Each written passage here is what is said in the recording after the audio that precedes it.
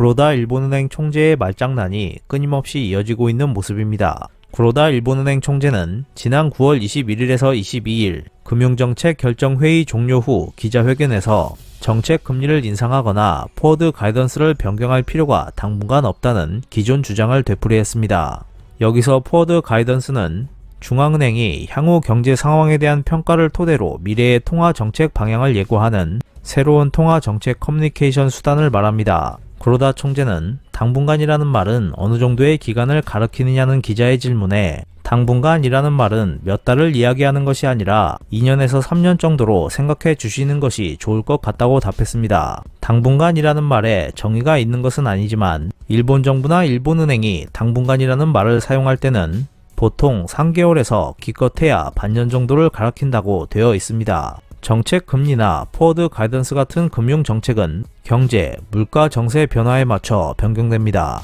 또한 경제 물가 점검의 기초 자료가 될 전망 보고서는 3개월마다 발표됩니다. 그렇게 생각하면 당분간이라고 하는 것은 다음 혹은 그 다음 리포트가 발표되기까지의 3에서 6개월 정도를 가리킨다고 생각하는 것이 자연스럽다고 할 수 있습니다. 올해 일본의 물가 상승률이 지난 7월 전망 보고서의 전망치보다 높아지겠지만 구로다 총재는 내년도 이후 물가 상승률은 올해보다 낮아져 2% 아래로 떨어질 것이 거의 확실하다고 내다봤습니다. 게다가 2년에서 3년은 정책 금리를 인상하거나 포워드 가이던스를 변경할 수 있는 환경이 되지 않는다고 판단한 것 같았습니다. 그 뒤의 진실은 정책 금리를 올리면 일본은행이 파산할 가능성이 있기 때문이겠지만 표면적으론 환경 탓을 하고 있는 모습입니다. 경제물가 점검은 보통 구로다 총재 혼자 하는 것이 아니라 금융정책 결정회의 자리에서 총재를 포함해 정책위원 전원이 하는 것입니다. 한 달 뒤면 다음 전망 보고서가 나오는 타이밍에 일본은행 총재 입에서 2년에서 3년이라는 발언이 나오고 있는 것은 앞뒤가 맞지 않는 발언이었습니다.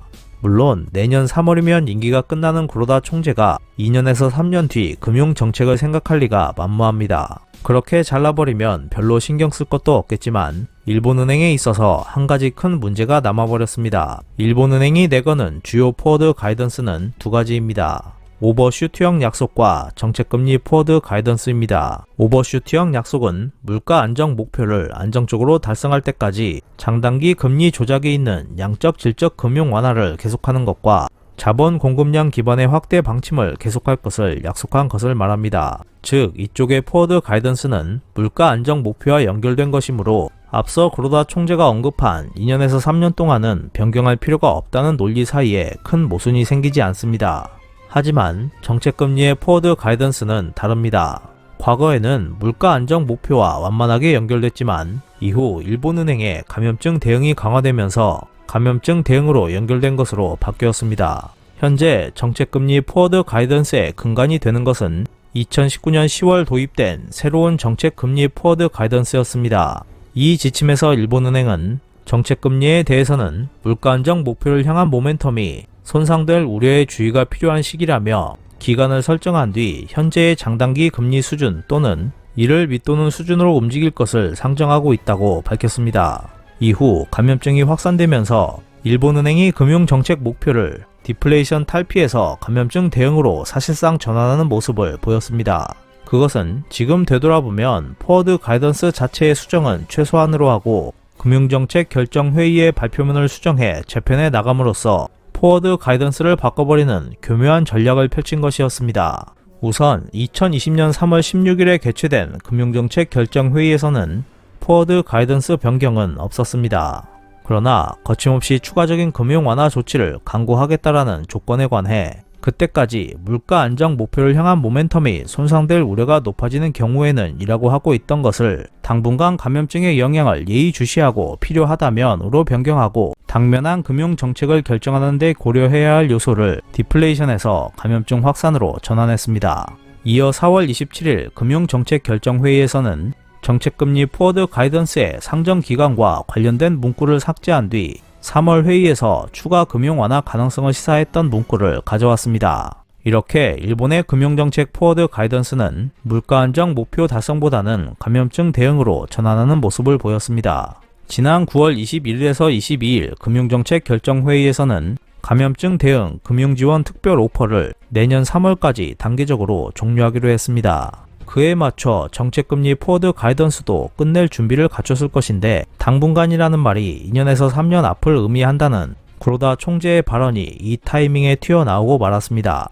구로다 총재의 발언이 정책금리 포워드 가이던스에도 해당한다고 해석돼 버리면 일본은행으로선 곤란할 수밖에 없습니다. 이 때문에 나흘 뒤인 9월 26일 기자회견에서 구로다 총재는 정책금리 포워드 가이던스는 감염병에 연결된 것이며 여기서 말하는 당분간은 감염적 영향을 주시하면서 정책을 펴는 기간이지 반드시 2년에서 3년이라는 기간은 아니라고 본다고 추가 설명을 하게 되었습니다. 구로다 총재의 앞뒤가 맞지 않는 발언과 그 후 이를 해명하기 위한 추가 발언으로 미뤄볼 때 일본은행은 정책금리 포워드 가이던스를 감염증 대응 수습에 맞춰 끝내려는 것처럼 보였습니다.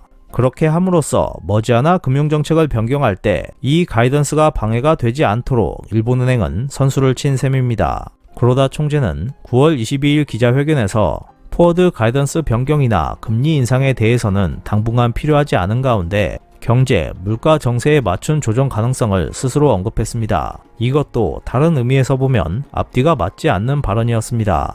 그는 9월 26일 기자회견에서도 오버슈트형 금융 완화를 계속할 것을 강조하면서 조정 가능성을 배제하지 않았습니다. 그렇다고 조정 계획이 구체적으로 나온 것도 아니었고 그 가능성도 경제 물가 정세에 달려 있습니다. 그러나 물가 안정 목표로 쓰이는 신선식품을 제외한 소비자 물가뿐만 아니라 물가 기조를 나타내는 신선식품과 에너지를 제외한 소비자 물가, 중장기 예상 물가 상승률 지표도 일본은행이 예상했던 것보다 빠르게 오르고 있습니다. 신선식품을 제외한 일본의 8월 소비자 물가는 전년 동월 대비 플러스 2.8%로 5개월 연속 2% 물가 안정 목표를 달성했기 때문에 9월 이후의 상승률은 3%를 넘을 것으로 예측되고 있습니다. 신선식품과 에너지를 제외한 소비자 물가는 1.6%까지 높아지고 있어서 이쪽도 2%를 넘을 것으로 보입니다.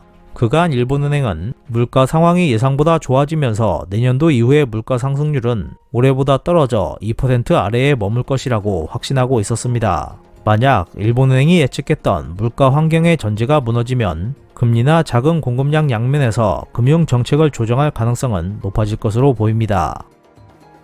이상 피커TV였습니다.